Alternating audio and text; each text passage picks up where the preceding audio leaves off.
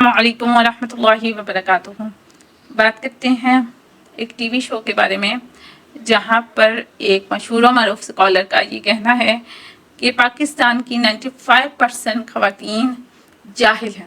جی، کس لحاظ سے جاہل ہیں وہ پہلے انہوں نے کہا کہ پاکستان کی 95% خواتین جاہل ہیں۔ انہوں نے جو بات کس بنیاد پہ کی، آیا کہ ان کا دعویٰ صحیح بھی ہے یا نہیں، اور ادھر ہی بیٹھے ایک رد کیا ایک لڑکی نے اور ان سے کہا کہ وہ معافی مانگے۔ جی 95% خواتین کس طرح جاہل ہو سکتی ہیں؟ اور جب کچھ لوگوں نے اس کے خلاف آواز اٹھائی کہ ہاں جی لڑکی ٹھیک کہہ رہی ہے، تو سوشل میڈیا پر اس نے ایک پیغام جاری کیا جس میں اس سے کہا کہ مجھے بہت خوشی ہوئی ہے کہ لوگوں نے اس بات کو اچھالا ہے اور میرا ساتھ دیا ہے۔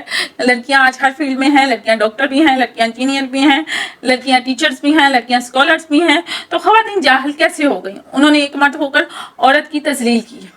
ٹھیک ہے، سب سے پہلے بات تو یہ ہے، ساحل عظیم صاحب نے جس پوائنٹ آف ویو سے کہا کہ عورتیں جاہل ہیں، ان کا پوائنٹ آف ویو بالکل ٹھیک تھا۔ اس مناسبت سے تو مرد بھی پاکستانی جاہل، لیکن عورتوں سے ذرا کم۔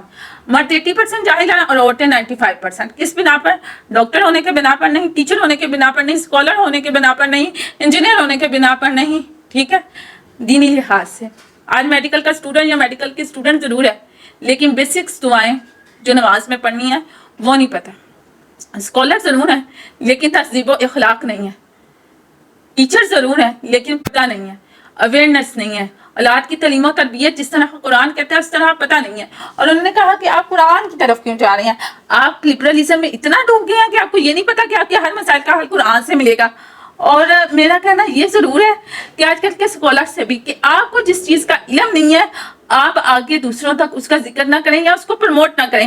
جب آپ اپنی باتوں سے دوسروں کو ہی سیٹسفائی نہیں کر سکتے تو آپ کو کوئی حق نہیں پہنچتا کہ آپ اس چیز پر بحث جاری رکھیں۔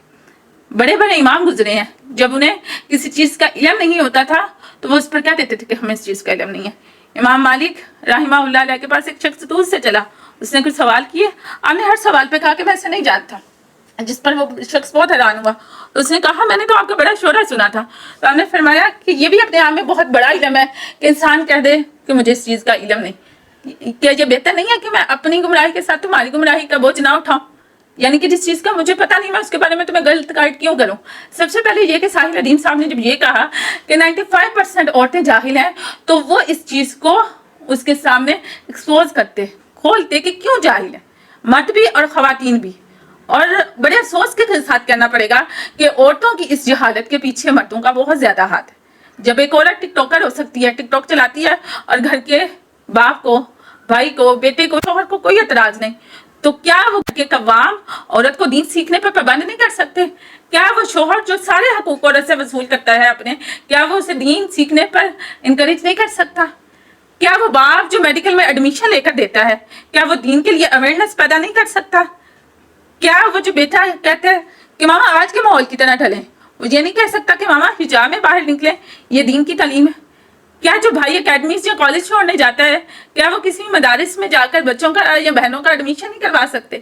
سب سے بڑی افسوس کی بات ہے کہ وہ خود دین سے اویئر نہیں ہے، اور وہ بار بار وہ لڑکی ایک چیز کہہ رہی ہے کہ آپ معافی مانگ لیں، آپ معافی مانگ لیں۔ ایک تو اس کا طریقہ گفتگو غلط ہے، دوسرا بتانے والے کا طریقہ گفتگو بھی غلط ہے۔ اگر آپ ایک چیز کے بارے میں اتنا اویئر نہیں ہے تو آپ دوسرے سے بحث نہ کریں۔ اور ساحل عظیم صاحب نے کہا کہ آپ تغوت کا مطلب جانتی ہے؟ اس نے کہا کہ میں نہیں جانتی، میں نے پہلے یہ لفظ ہی نہیں سنا، آپ سے سنا ہے، آپ بتا دیجیے۔ وہ اس پر خاموش ہے۔ انہوں نے آگے کہہ دیا اس کا مطلب آپ جاہل ہیں۔ مان لیا وہ عورت جاہل ہی صحیح، لیکن آپ اسے تغوت کا مطلب تو بتائیں کیا ہے؟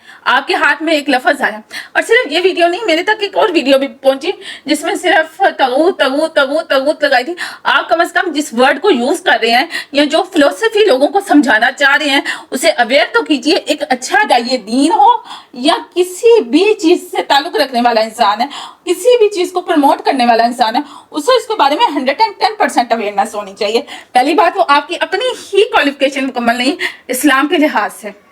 آپ کو ایک چیز کا پتہ چل گیا، آپ نے صرف اس پر ریسرچ ہی نہیں کی اور اسے دوسروں پر تھوپنے لگ گئے، اور اتنا بڑا پروپیگنڈا جو ہے وہ اکٹھا ہو گیا۔ اور آپ کو پتہ ہے اس طرح کی چیزوں سے اسلام کی بدنامی ہوتی ہے، اس طرح کی چیزوں سے مغربی معاشرہ خوش ہوتا ہے، اس طرح کی چیزوں سے ہماری نیو یوتھ بگڑتی ہے، اس میں اسلام کے خلاف ایک برا تاثر پیدا ہوتا ہے۔ آپ کوئی مذہبی اسکالر نہیں ہے اور نہ ہی آپ کو مذہب کے بارے میں وہ اویئرنیس ہے جو ہونی چاہیے، تو پھر ایٹ لیسٹ آپ مذہب کو اس طرح سے تو بدنام نہ کریں۔ کیا آپ نے نبی کریم صلی اللہ علیہ وسلم کے بارے میں نہیں پڑھا کیا آپ نے قرآن کو نہیں پڑھا جہاں اللہ تعالیٰ فرماتے ہیں کہ نبی آپ کی ذات ان میں بہترین نمونہ ہے، اگر آپ سخت مزاج و تندخو ہوتے تو یہ آپ کے پاس سے منتشر ہو جاتے، آپ کی بات نہ سنتے، اور ہم نے آپ کو خلق عظیم پر فائز کیا ہے، آپ کی زبان میں وہ لذت اور شرینی رکھ دی گئی کہ کافر آپ سے متاثر ہو جاتے تھے۔